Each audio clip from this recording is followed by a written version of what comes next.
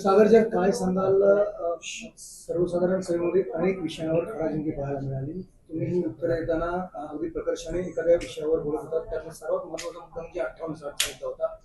त्यावर विरोधी पक्षांनी गदारोळ मांडण्याचा प्रयत्न केला होता. तुम्ही इतकी आग्रही का आहात या 58-60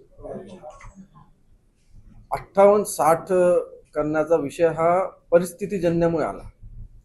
मी मागील 2 वर्षापासून मागील सर्व आयुक्तांना मी पत्र देत होतो की जवळजवळ 500 लोक आपली या महापालिकेतून पुढील 2 वर्षामध्ये निवृत्त होणार आहेत आणि त्या निवृत्त झाली तर आपली महापालिका ही खाली होऊन जाईल आणि त्यांच्या पदावरती पदोन्नती करण्यासारखा एकही कर्मचारी आपल्याकडे उपलब्ध नाही आणि ती जागा खाली राहील आणि त्यावरती शासनाकडून कोणी ज्याला अनुभव नाही, अशा प्रकारचे, ज्याला नवी मुंबई भागाचा अनुभव नाही, अशा प्रकारची लोक त्या ठिकाणी उपस्थित होती. आज एकही उपायुक्त आपल्या महापालिकेचा त्या ठिकाणी उपलब्ध नाही. MOH त्या ठिकाणी आता खाली झालेला आहे आणि यामुळे त्यांची सेवा जास्तीत जास्त आपल्याला भेटावी, अनुभवाचा लाभ जास्तीत जास्त भेटावा. त्यामुळे आपण 58-60 करण्याचा निर्णय घेतला.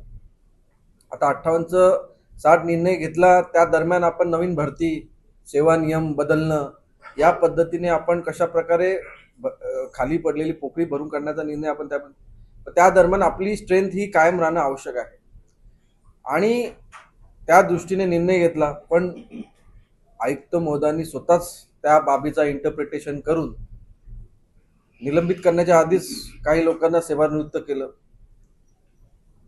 ते बोलतात की राज्य शासनाच्या मंजुरीची आवश्यकता आहे.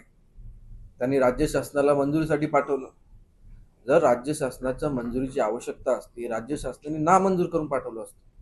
पण राज्य शासनाने नामंजूर नाही केलं. राज्य शासनाने तो ठराव निलंबित करून पाठवला.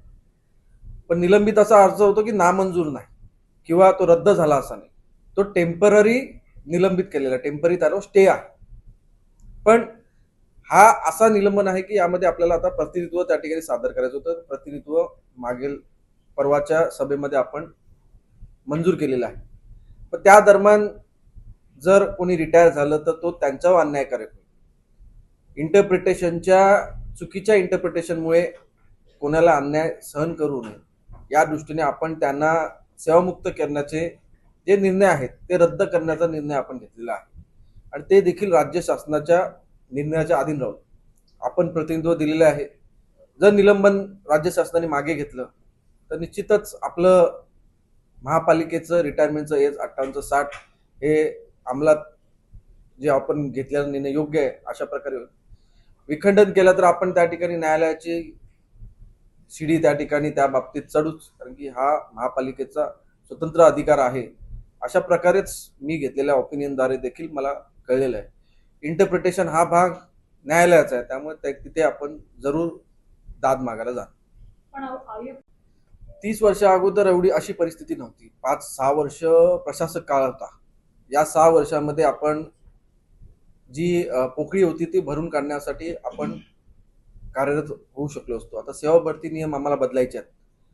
आता सचिव पद आहे, पदोन्नतीशिवाय भरू शकत नाही, ते आपल्याला बदलावे लागणार आहेत. जर आता मला सांगा की मागील सचिव जर आतापर्यंत असते तर त्यांचं देखील 2 वर्ष वाढवून आपल्याला सचिव त्या ठिकाणी मिळाला असता. तर अशी विविध पदं आहेत, त्यांचा अनुभव दांडगा आहे. त्यामुळे या माध्यमातून 30 वर्ष अगोदर तर 58-60चा विषय नव्हता, पण याआधी कधी विनियम आपले बनवले गेले नव्हते. तर त्यामुळे जसा कायदा वाचत गेलो तसं मला समजलं की विनियम आपल्याला बनवायचे आहेत आणि आपल्या कर्मचाऱ्यांच्या दृष्टीने विनियम त्या ठिकाणी तयार केले.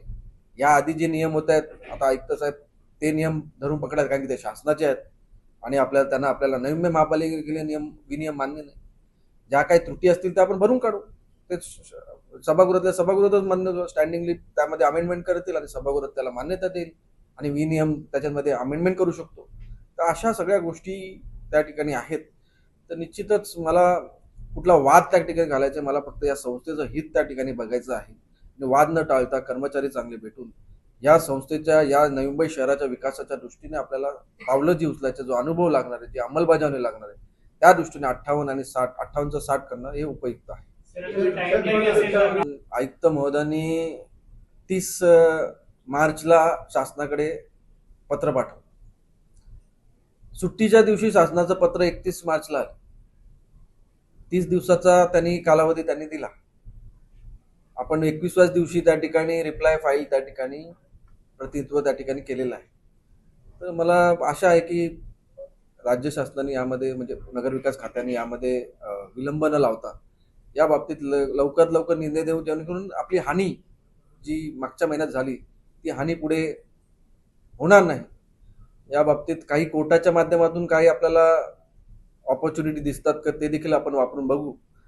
आणि यामध्ये जे रिटायरमेंट होणार आहेत झालेले आहेत त्या दृष्टीने आपण पावलं उचलण्याच्या दृष्टीने कायदेशीर आम्ही ती पावलं उचलू. मला काही माहिती नाही, फक्त प्रथम दर्शनीय माहिती आहे की अशा प्रकारे घटना घडलेली आहे. महापालिका सभेमध्ये जर तशा प्रकारची माहिती आली तर त्या बाबतीत आम्ही पुढे चर्चा करू शकतो. हे बघा, मी जेव्हा चर्चा चालू होती तेव्हा कायद्याचे कलम वगैरे सगळं स्पष्टपणे त्या ठिकाणी सांगितले आणि स्पष्टपणे सिंपल मराठीमध्ये सिंपल इंग्लिशमध्ये कायदा नमूद आहे. तिथे वेगळा इंटरप्रिटेशन करण्याची गरज नव्हती.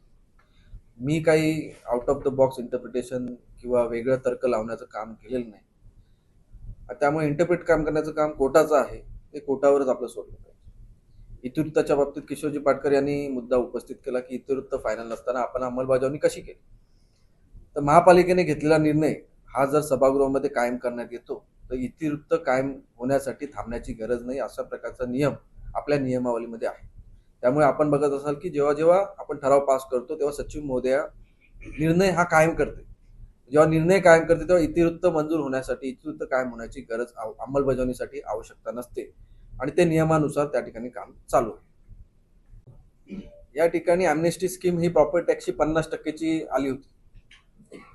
पाण्याच्या बाबतीत कधीच आज ताग्यात ॲम्नेस्टी स्कीम आलेली नाही. ठाणे महापालिका, पनवेल महापालिका, इतर महापालिकेमध्ये 90% प्रॉपर्टी टॅक्सची ॲम्नेस्टी स्कीम त्या ठिकाणी आलेली आहे. त्या दृष्टीने पाणीवर पहिल्यांदा थकबाकीवरती DLP चार्जेसवरती आपण 90% ॲम्नेस्टी स्कीम आणावी अशा प्रकारची मागणी आली. त्या दृष्टीने आपण हा ठराव पास करून आता अंमलबजावणीसाठी आयुक्त महोदयांकडे पाठवण्यात आला. किती मोठा दिलासा म्हणावा लागेल?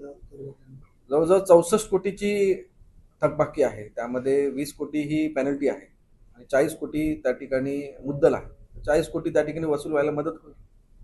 सर, मूषक नियंत्रण ठराव मुदतवाढीचा प्रस्ताव, त्यावरही बऱ्याच सदस्यांनी आक्षेप घेतलेला आहे की कुठल्याही प्रकारचा रेकॉर्ड नाहीये, मूषकांची संख्या वाढलेली आहे, तरी देखील हा प्रस्ताव मंजूर करण्यात आला.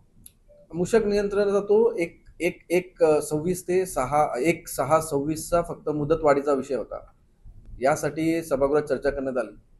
आता जसा पर्यावरणाचा आराखडा तयार केला तशा बाबतीत विविध गोष्टीसाठी कशा उपाययोजना करू शकतात तशा प्रकारचा ठराव देखील आम्ही सभागृहात आणतोय.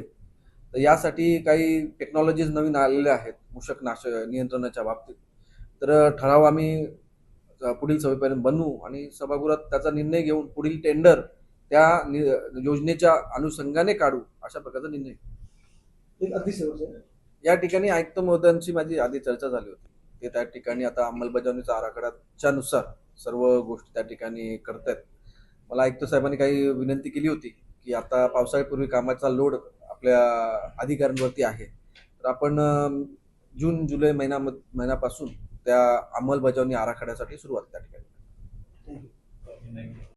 हे नेहमी असं दिसून आलेलं आहे. आयुक्तांचं हे वैयक्तिक मत आहे. हे डेप्युटेशनचे अधिकारी 2-2 वर्ष 3-3 वर्ष या महापालिकेत येतात. त्यांची आत्मीयता या संस्थेसाठी या शहरासाठी काय आहे ते त्याविषयी वेगळे प्रश्न आहेत. पण नवी महापालिकेवरती माझी आस्था या संस्था चांगली चालावी यासाठी पूर्णपणे आहे. आणि मला आमच्या सर्वांची भूमिका आहे की अनुभवी कर्मचारी असतील तर या शहराचा कारभार हा चांगल्या प्रकारे आपण त्या ठिकाणी चालू शकतो. आज अनेक पदं रिक्त आहेत. यामध्ये कुठल्याही नवीन भरतीवरती परिणाम पडणार नाही. नवीन भरती ही त्याच पद्धतीने चालू राहील. पण जे टॉप पदावरती जे आपले कर्मचारी आहेत त्याचा लाभ आपल्याला भेटेल. आता आयुक्त महोदयांनी त्या बाबतीत विरोधाभास निर्णय त्या ठिकाणी घेतला. खऱ्या अर्थाने याला शासनाची मंजुरीची आवश्यकता नाही. मी आयुक्त महोदयांना सभागृहात सांगितलं की यामध्ये सभागृहाची एनर्जी जाते, तुमची देखील एनर्जी जाते आणि पुढे देखील एनर्जी वेस्ट होणार आहे. आणि मला पूर्ण विश्वास आहे की न्यायालय देखील, जर न्यायालयात जायची गरज पडली तर न्यायालय देखील माझ्याच बाजूने त्या ठिकाणी, आपल्याच बाजूने निर्णय देईल. आता राज्य शासनाला जो रिप्लाय दिला त्या दृष्टीने देखील राज्य शासन काय निर्णय देते याकडे देखील माझं लक्ष लागून. विरोधकांनी देखील याला एमओएच पद आता रिक्त झालेलं आहे. काही नवी मुंबई बाहेरील काही डॉक्टर्स हे या पदाला फिल्डिंग देखील लावायला सुरुवात झाली. आणि अशा प्रकारचं कोण जाईल अशा प्रकारची मी जाईल आणि या संस्थेला एक्सप्लॉइट करण्याच्या दृष्टीने काय येतात का अशी मनसा त्या ठिकाणी राहते. पण निश्चितच येणारा कारभार हा, आता या महिन्यात 7 लोक रिटायर होत आहेत, पुढचा महिना पकडून 40 लोक रिटायर होत आहेत. तर अशा प्रकारे या महिन्यात देखील कोणी लोक जाऊ नये. आणि जर कुठली काय वसुली आली तर त्याचा खर्च आम्ही भरू अशा प्रकारची भूमिका देखील आम्ही त्या ठिकाणी घेतली.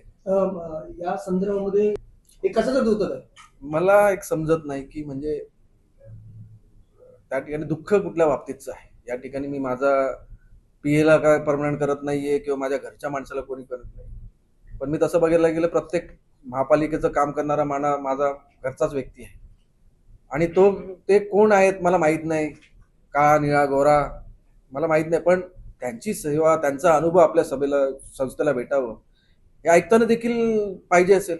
ऐकताना त्या ठिकाणी अंमलबजावणी करायची. या ठिकाणी अंडरग्राऊंड सर्व्हिसेस कुठून गेलेत. आता 2 महिन्यामध्ये अरविंद शिंदे रिटायर होतात.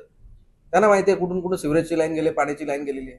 त्यांना विचारलं लगेच सांगतील. आता नवीन कोण आला तर त्याला एवढी माहिती नसेल. अशा अनेक बाबतीमध्ये एमओचला त्या ठिकाणी अनेक जे कारभार चालू होतं ते माहिती होते. ह्या दृष्टीने आयुक्तांनाच अंमलबजावणीसाठी त्या ठिकाणी उपयुक्त त्या ठिकाणी ठरलं असतं.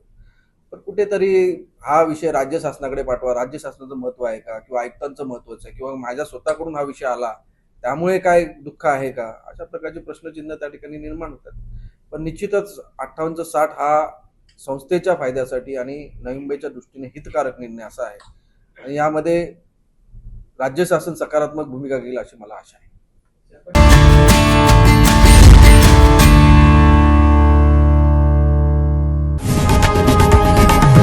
लोकशाही मराठी ऐका, पहा, जागरूक रहा.